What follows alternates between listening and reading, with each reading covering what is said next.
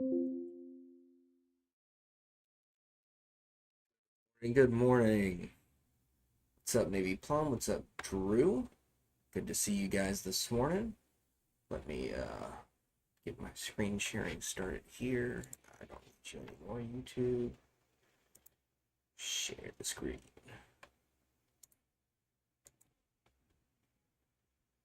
All right, that's better.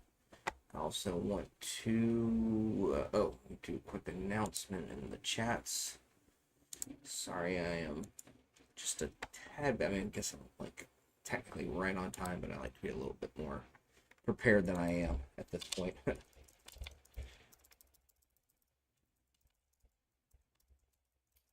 Screen's up.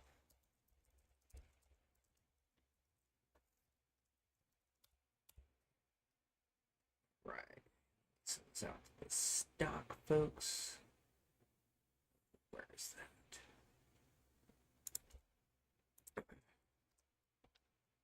All right, and then let's take a look at.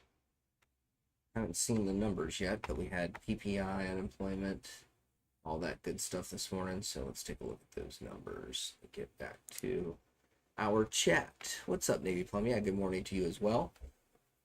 What's up, Immune? Immune? I'm gonna go with Immune. Sounds like immunity. What's up, Chris? Good to see you, Ace. Jax, what's up, everybody? Thanks for joining me this morning. All right, so let's take a look at this economic data real quick.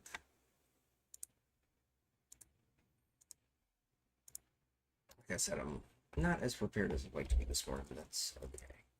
We'll make it work. So, God. Some fairly hot readings there, at least on PPI. I was way up. Previous reading was 0.3.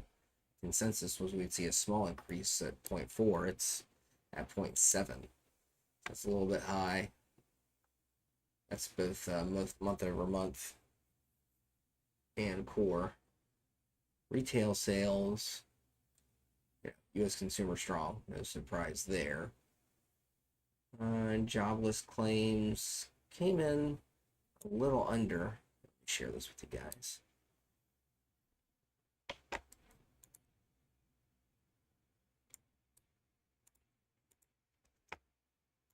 So that PPI reading, kind of hot. That's probably the one thing that I sort of, I would say might shake things up a little bit. So there's the data. Just posted it in the chat. For those of you who might be joining us for the first time, welcome, welcome, welcome. There is a word bubble looking icon up in the top right hand corner. What's up, Davika? I'm doing well. How are you? Thanks for joining us. So obviously Davika's found it, but there is a little word bubble icon up in the top right hand corner. If you're here in the live stream channel, if you click that, that'll open the chat section of the channel where you can post messages to me, give me ticker requests like B2018 there is asked for NVIDIA. Definitely we can take a look at that one this morning for sure. I've actually been meaning to circle back to that now that it's spent some time sort of developing some levels up in the range that it's in. I was kind of thinking that actually yesterday, coincidentally, just like I need to go back and take a look at NVIDIA. I haven't gone back through it in a while, probably since the last time we did a trade plan for it on a live stream, and we're probably still working mostly off of fib extensions to try to figure out where our support and resistance levels might be. So yeah, we could definitely take a look at NVIDIA. I think that's a good one to start to focus back in on now that it's had some time to sort of settle. Also, the CEO has been selling quite a lot of shares apparently, so that's interesting. We can also try to take a look at Uber and Netflix. It's yeah, typically we can get 2 to 3 if I'm really hustling and if I got some charts that already have good levels on them. So I think we should be able to get close to get through all 3 of those. Let me give you guys the morning ASMR coffee slurp. All right, so what are we looking at here on the markets and how are we digesting that data? So a couple of things that I'm noticing as far as where we're currently sitting. First of all, we put it in small 4-hour supply zone here overhead. We're currently rejecting that. But the other thing that I've been looking at here on the 4-hour chart is this is the 200 SMA here on the 4-hour for ES. As you can see, that has really kind of been a key resistance point for us. I mean, it's almost acting like a trend line. I mean, just all these clean rejections. As soon as we test that 200 SMA, things are getting pushed down. Granted, we do have the 100 here underneath us along with the 16 WMA, adding some confluence of support down there below from an indicator perspective. But, really I'd like to see SPY not only, or SPY ES, ultimately SPY SPX, whichever vehicle you decide to use to leverage, um, the ES chart on. I really want to see it close out or invalidate this overhead supply here, which would also put us back over that 200 SMA. So we got to get some candles closing up, toward this 45, 42, 43 range, for us to really kind of shake this zone off, and potentially try to make another leg higher. But so far, higher lows, so that's looking good. Things are kind of in an uptrend, but ultimately, it's a little bit of a mixed bag at the moment, trapped between supply and demand. Just kind of keep your heads on a swivel, be able to be ready to kind of adjust, sort of your directional bias on the fly, and don't get too stuck to any one particular bias long term just yet, would be my opinion. Does it look like an inverse cup and handle? Yeah, it kind of does. I see what you're saying there. So what Cup of Magic is talking about here, although this kind of looks like a cup and handle and it didn't work out, but I see what you're talking about. So let me get where's my right drawing tool here? Don't do this. This is what Cup of Magic is talking about. So it could be kind of an extended handle. Yeah, I mean, it could be. In which case, that would be very bearish, right? Typically, you see an invert. Well, that's a terrible, more like that. But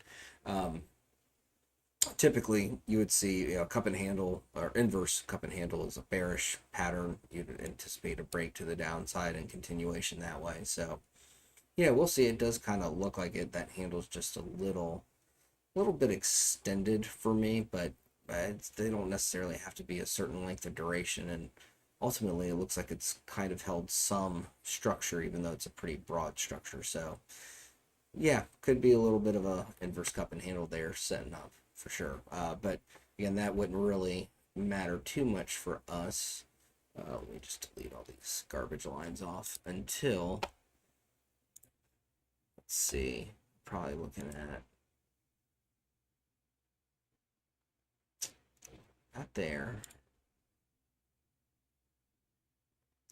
Yeah, see, it's just that's the one thing I'm a little bit like, kind of, but yeah, I mean, if we have any kind of a trend line, it's not the prettiest trend line I've ever seen, but be looking for a break of that guy right there for an inverse cup and handle to play out to the downside. So don't try to anticipate the move too much. Wait for things to confirm to the downside, and really, if you want a level to watch, I'd say 45.05 would be one to watch. If that breaks, we could potentially see us invalidate this demand zone, continue down, and try to maybe have another back test of this trend line that we broke out of recently and then bounced off of back here, which we talked about on a previous live stream. So yeah, anyway, keep your heads on a swivel. Long story short, the market doesn't look overly bullish or bearish at the moment. It looks very much like it's consolidating. In fact, kind of creating a little bit of a triangle pattern here now that I'm looking at it with this 200 SMA, and these two trend lines. So we may see some kind of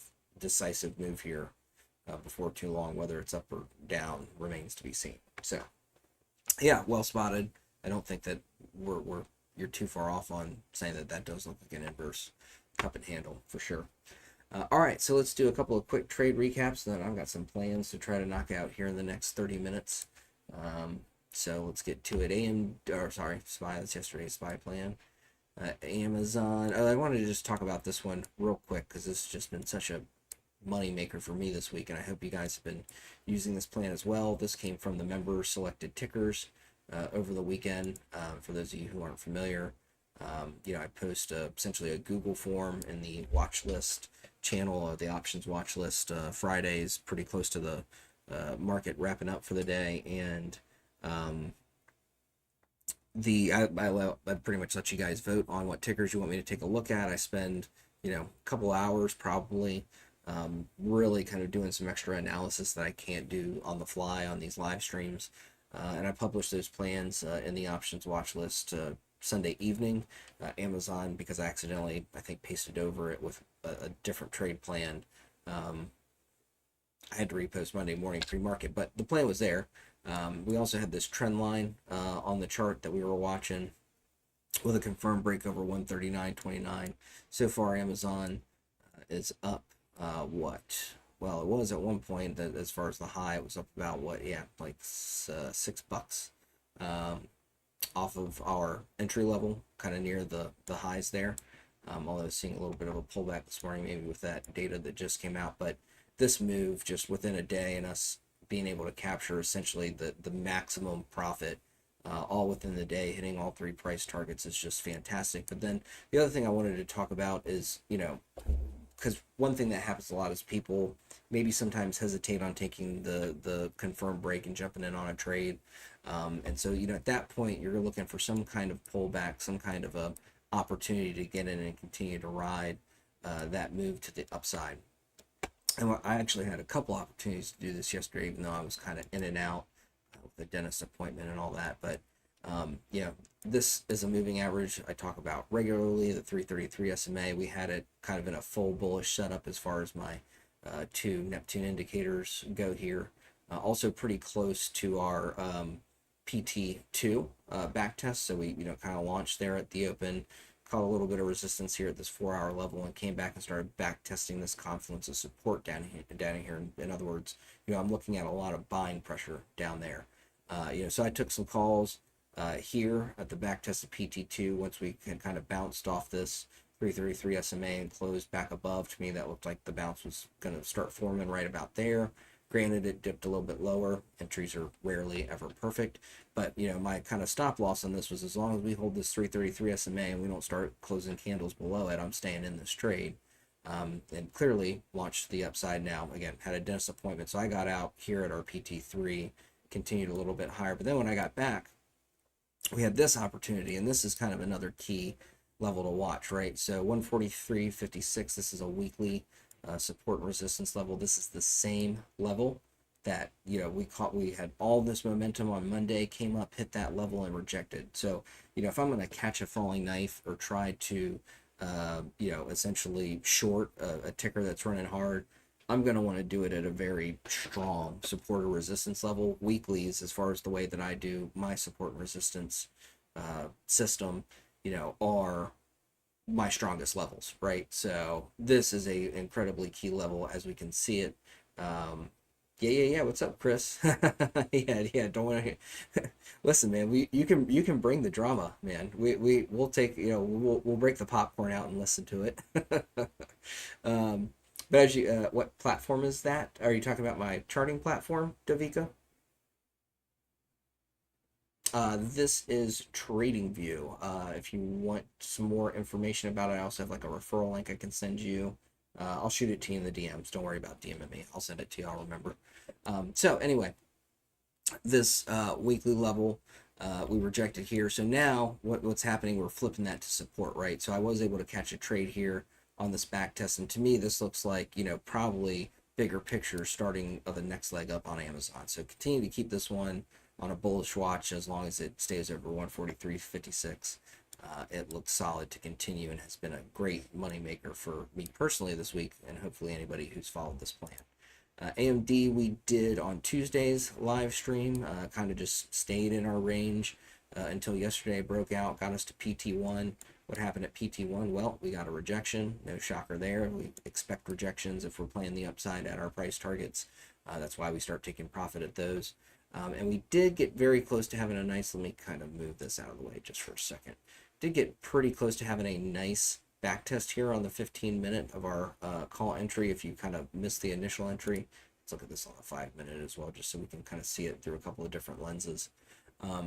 So anyway, yeah, if you missed the confirmed break and push up, which you did get a quick back test opportunity there, another one set up right here. But the other thing I liked about this second one, I talk about this moving average a lot. In fact, I've offered up my ultimate moving averages indicator to any Xtrades paying members. So if you are interested in that, please shoot me a message, let me know. But the 16 WMA is one that I look at frequently. And as you can see, and I talk about it all the time, I just did a trade review post about how to use it to kind of catch continuation moves instead of chasing them arbitrarily. Beautiful test of it right there, pushed us higher. And AMD trying to flip that PT1 here to support versus it being resistance now, it looks like. So keep your eyes on that. Could continue up as long as we hold it over 108.20. And then Robinhood was our other one that we did. This was a fresh one on Tuesday. Outside of this very strange pre-market candle, which is, I don't know, that's just weird. It's a strange print there. Has been in our range. We haven't seen a break during trading hours up or down, so just continue to keep this one on watch. The plan's here in the live stream channel for you to look back at. For those of you who are new to looking at these charts the way that I set them up, just so you know what you're looking at, you know, we kind of have our reward zone up here, this green shaded area. This is our risk zone, which puts this solid line. So anytime you see a solid line on my chart, that's a call or put entry level. Dashed lines are price targets. Thick dotted lines are our stop loss average down levels. So this is the same thing to the downside.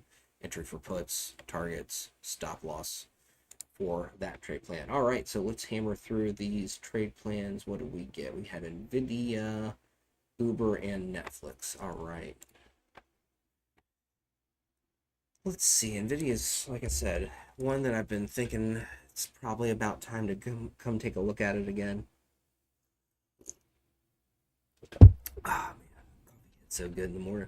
All right, so again, a lot of these levels that I have up here, mostly Fibonacci projections. We, you know, not come back through. This was kind of one of our Fibonacci projection tools there, or extensions, sorry, projections. We're projecting levels, but so let's take a look at this because I'm sure I have some established based on price action support and resistance levels up in this range now that we just haven't had because Nvidia has, you know, not been up in this range for all that long, believe it or not. You know, it seems like it's been running forever. It's kind of made some sharp moves, and it's not spent a lot of time building those support and resistance levels up. So let's see what we have. I want to make sure that we're using price action and not sort of just trying to guesstimate levels as much as we possibly can. 476.35. This level looks like it's actually cleaned itself up very clearly, sitting right there. Why does that look so dark? There we go. All right, what else do we have? That continues to be an interesting level to watch. I think that's an old fib projection level, or God, I keep saying projection, extension level. Get your words right.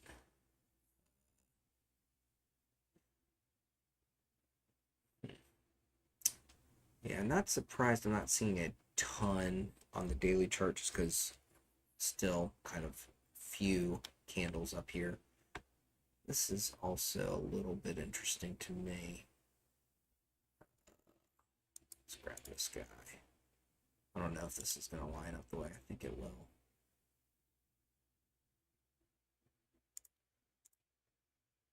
That's kind of intriguing to me. Let's see if we can see it a little bit more clearly. The 4-hour chart. Yeah, I think it's probably sitting right about there.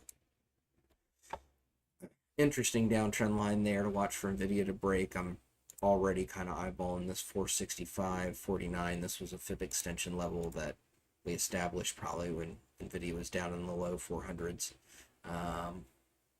Is already kind of looking like an interesting level that we're going to need to break to potentially play this to the upside. Also, interestingly, I mean, it's not super useful at the moment because this has already happened, but looks to me like, never mind. It's pretty ugly if that is a trend line. That's not the ugliest I've ever seen, but it's not the best either. Might be sitting more down like that.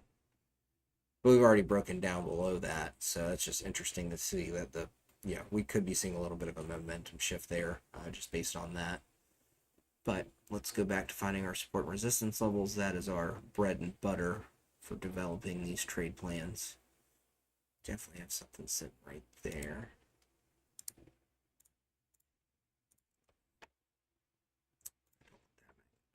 Moment.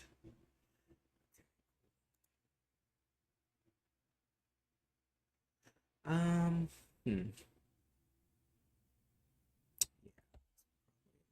Cool. It's probably just overshot a little bit. And then what do we have up here? Anything? Nothing. Eh, could be something there. I'd probably just keep it on light watch, for lack of a better way of saying it. All right, let's take a look at 2-hour chart real quick. See if that kind of uncovers or shows us anything that's inside those 4-hour candles we weren't able to see. This is, yeah, this is an interesting level here. Keep this one on watch for sure. Though I don't think it's going to be all that impactful to our potential upside trade plan, but still be good to have it on watch in case we need it in the future. Yeah, probably something right about here. Yeah, that looks pretty decent.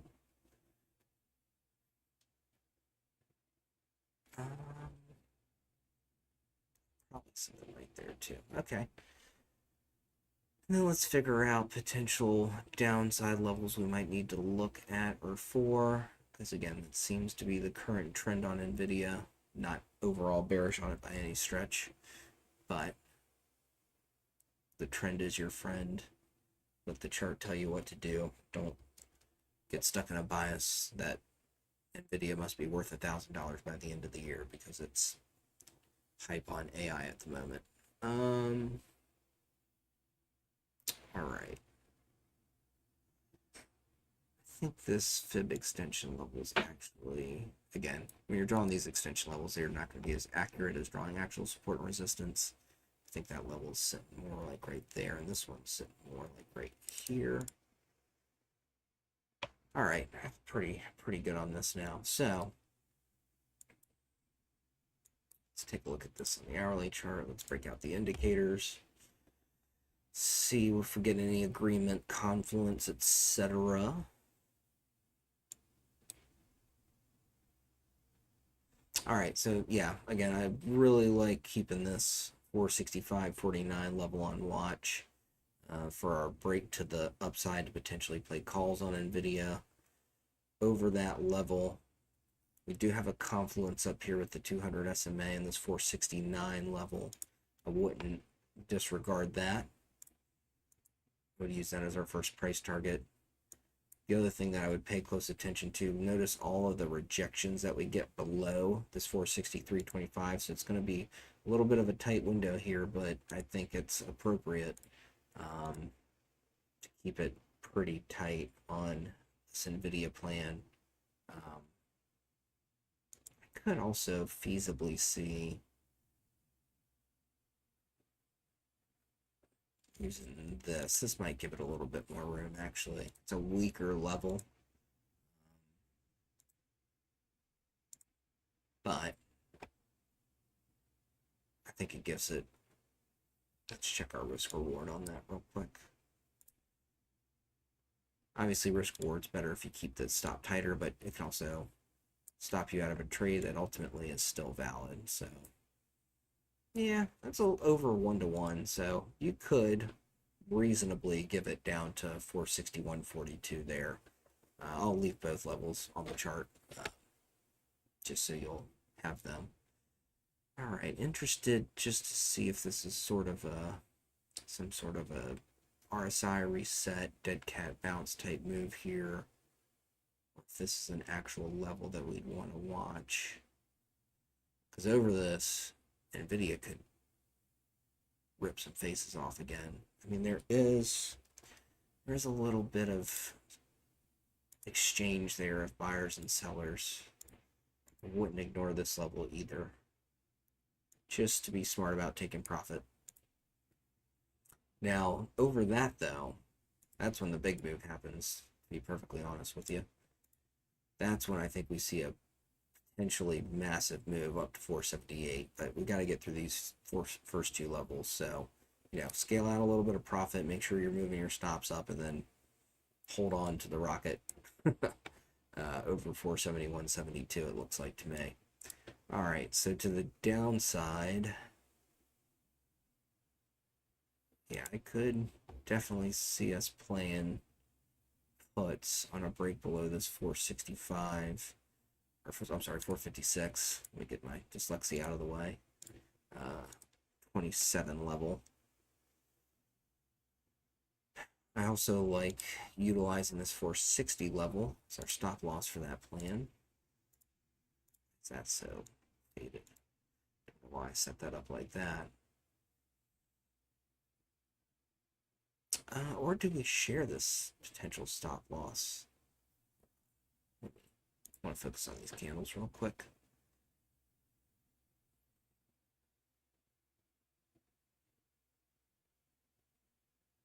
Yeah, I mean, if we break below 456.27, by the time we'd be back up over 460.27, we'd be invalidating this downtrend, would be I'd be willing to bet. So, yeah, I wouldn't want to be holding if we break back. I wouldn't want to be holding puts if we break back over that level. So that gives me a first price target down here at 451.85. Second price target, I might be stretching it. I could conceivably see this 449.39 holding. Really kind of think 445.25 is the more critical level between those. Below that, yeah, I could see us making it back down to this double bottom here, though. That was during trading hours. This is pre-market. That doesn't necessarily make it not noteworthy. That's just an interesting double bottom. You know what? I'd say let's give it some room. But if you start to see a bounce around this double bottom, I don't even know if this is really an established level, so I'm gonna kind of put it in yellow. Caution as far as putting too much conviction into using that particular level.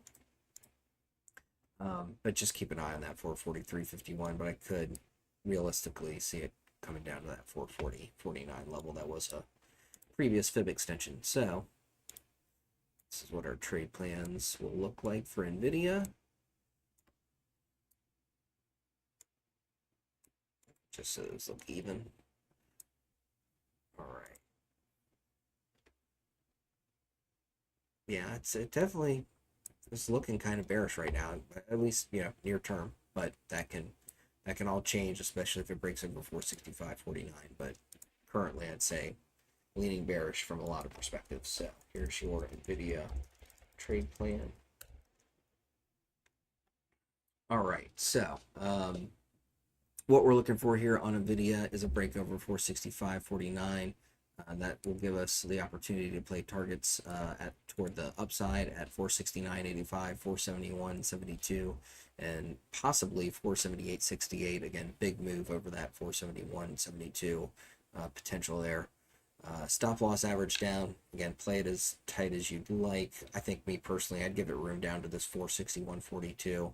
Doesn't necessarily give us the greatest risk reward ratio there, but I think the trade might just need a little bit more room to work out. NVIDIA can be volatile, so I'd hate to see somebody get faked out by having too tight of a stop loss as far as getting shook out, I should say, versus faked out. To the downside, we'd be looking for a break of 456.27 to play puts with targets at 451.85, 445.25, and 440.49. With a stop loss average down at 460.27. Potential, keep this 443.51 level on watch because because that's looks like a double bottom to me. You know, triple bottom could happen, or we could have already worn out buyers on these two bounces and it could just fall right through. Whoops, didn't need to do that. So that is your NVIDIA trade plan. All right, let's see what you guys are saying. Are you going to do a live trade at any time? Welcome to Xtrades. Yeah, so Davika, I know I need to send you trading view link. Yeah, live trading is not really my thing. I'm sorry to hear that you took any big losses there, Brando, but you know, follow the SPY plan and just be methodical about it. Don't try to make it all back at once. Be willing to build back those losses, you know, gradually, and then get into good, consistent profit-taking habits, and you'll do fine in the long run. You'll get it back. Let's see. Risk management is everything. Yeah, 100%. Yeah, oh man, I don't buy anything that's less than a week expiration unless it's just a pure lotto. I mean, I say this, you know, regularly. It's in the SPY plan that I post each morning. I mean, I write it up so you guys know what contracts to play if you're trying to play something kind of super, you know, aggressive 0 DTE contracts. But yeah, me personally, when I'm executing the SPY plan myself, lately I've been doing it with actually just trading futures a lot, but when I am doing it with options, just because I'm like, oh, I need to build up some more money in my options trading account.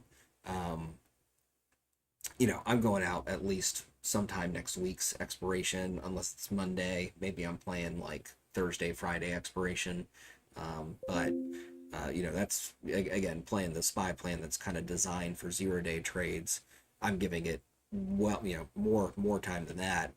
And then at Amazon, for example, this week, I mean, I'm buying October expiration on most of those contracts that I've been buying recently. So anyway, yeah, I agree with Chris 100%. You know, don't put yourself on too short a fuse. I've never had anybody reach out to me and say, man, I'm in a lot of trouble. You know, I've got way too much time left on these options contracts. I don't think I've ever had that conversation. So make sure that you are buying time. It's well worth it. And if you guys were paying attention to the options chat yesterday, Shin Moon and I were talking about you know, diagonal debit spreads. So, you know, if you're not in a cash account, you have a margin account, a great way to get yourself some more time for pretty much the same price that you're paying. It does cap your gains a little bit, you know, but you could buy, for example, long dated calls. Like if we're talking about this NVIDIA trade plan, right? I could buy, you know, let's just say 465. I buy in the money calls that expire 60 days out. But I could also then sell, you know, 460, you know, 470 contracts that expire in the next 2 or 3 weeks and collect some premium, which offsets sort of the additional buying power used to extend those long-term contracts that are closer to or in the money. So that's a much longer, deeper discussion that we probably don't want to get into on a trade planning live stream, right? All right, so let's see, what was our next one? NVIDIA, Uber. Let's see. I think Kevin has a alert open on Uber unless he closed it. And I did note that it was, you know, I actually was looking to follow that, saw an opportunity, and didn't pull the trigger. But yeah, seems to be moving to the upside. I do have some levels in place on it here. 48.66 weekly level. Interestingly, looks like it tried to break it, but just, I guess, I mean, we are talking about a weekly candlestick chart here, but let me just make sure that, again, sometimes these levels get shifted around, or I may have had minimal price data when I drew that level initially. It may have moved some. No, that looks like a pretty solid weekly level to me, but do we have, I guess, maybe another one just overhead, or a daily? I'm just curious why we got this rejection right here, because that looks interesting to me. So creating an inverse hammer there. So far, we've still got to close. Let's see. Because I think, I mean, you're probably, if you're asking about Uber, I'm guessing you're probably already in Kevin's alert, and it seems to be performing well because he alerted calls. So no shocker there. Last time we traded or planned Uber was way back here. Look at this though. This is interesting. This was our put entry level, key support level. Uber launched off that level back in July and had that massive run up. So again, just because it's the put entry level doesn't mean automatically you should be bearish. Below that level, things get bearish, but the put entry level in my world is going to be a key support.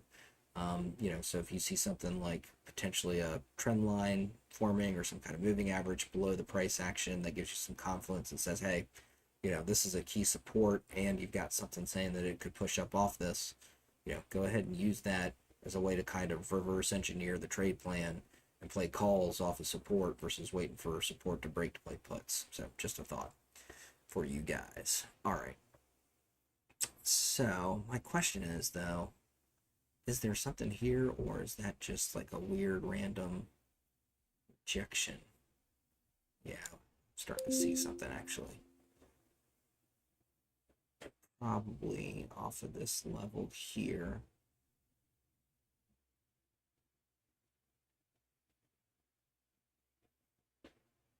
Yeah, it's kind of right there. Yep. That's about what I was looking at. Okay, so I can see that now. So if we're planning this from here, again, if you're not already in a trade, how would I plan this? Well, we've got a weekly level overhead. I just spoke earlier with regards to Amazon, how weekly levels are pretty key. We've got this rejection around this, what is that, 49.24 level earlier this week on Tuesday. I definitely want to see that level out of the mix, out of the way.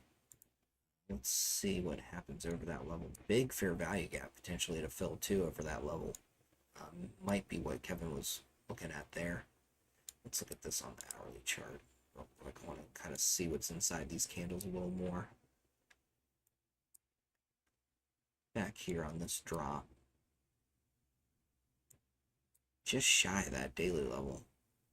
52.73, 52.90. I want to see if maybe that 52.90 level was a little less than accurate. It's not. 13 cents isn't the worst deviation in the world from being dead on accurate, but at the same time I strive for laser accuracy whenever I can achieve it. I can see yeah, it could be just a little bit lower. I think it was a little bit of an early rejection too. I think that level's probably sitting, again, minor adjustment to that level. I think we changed it by 7 cents, but I think that's a little bit more within the reasonable range of that rejection too. All right, so then what am I looking at here? We're looking for, I mean, I wouldn't want to be totally greedy, but we could see a big move over this 49.24 just based on this big sell imbalance, fair value gap that got established that really, to me, doesn't fully close until it gets quite a bit higher. But I think 50.66, I'm just kind of looking at how we struggled to close candles above it, and then you got this big pop and drop leading up to that. So I wouldn't, I might actually kind of use that as my ultimate price target as far as how I'd approach this. I also wouldn't want to ignore a weekly level. We've talked about those already. So I think that gives us kind of good measured moves to the upside there. Stop loss average down. Oh, man. This is an interesting level here to me. I don't have it charted yet. It just doesn't look like I probably drilled into Uber on the hourly level or hourly chart very much. Let's see. So I think what we're looking at is probably this level right here. I'd give it just a little bit more space below this weekly level, just based on this high day, kind of trying to flip that resistance to support ultimately. To the downside, yeah, pretty clearly I'd want to play below, puts below this weekly level with a stop loss there. I can already see that at 47.81. I'm missing a level down in here. I think I am. Again, have not drilled into Uber on the hourly chart. I don't see many hourly levels on here so far. Whoops, 2 pixel. There we go.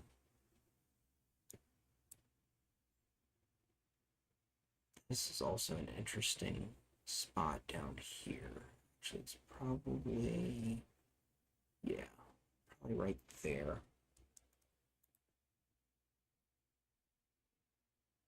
Honestly, we could, yeah. So this is how I'm kind of looking at this again. We could maybe dip below, catch the kind of more smaller time frame bounce off a lower level here at 45.16. But I'd be looking to take some profits here at 46.53 potentially as well. No, I'll take that back. That's our first price target. That's definitely our second price target. Third price target. Yeah, I like this 44.58. So that's what our Uber trade plans look like, and unfortunately it does not look like I'm going to be able to get to Netflix. Getting close to 15 minutes out from market open. I do need to go do the SPY plan. So ultimately we'll get 3 plans on the day, but only 2 on the live stream. So make sure you check the options watch list heading into market open. I will have the SPY plan posted for you for the day. Let's just check our indicators real quick. Yeah, that kind of adds up nicely, actually, with a break below that. That breaks the bullish momentum here on Neptune and the 100 SMA. There is a confluence there. So just keep that 40. Yeah, I debated using that 46.53 as a price target. I'm going to throw it out there. Just keep it on watch. It also puts you at about a 1-to-1 risk-reward ratio, it looks like. So it's not, wouldn't be the most terrible thing to use it as a price target at 46.53.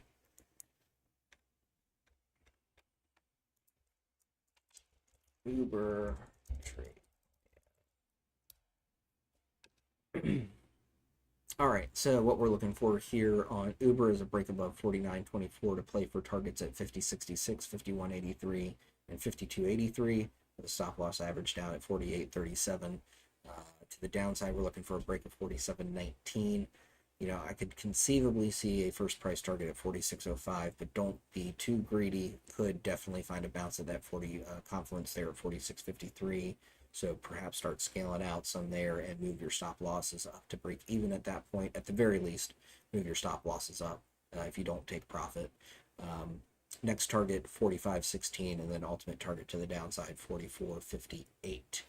All right, so with that, we are, again, dangerously close to market open. I do need to go get the SPY plan together and get that posted in the options watch list.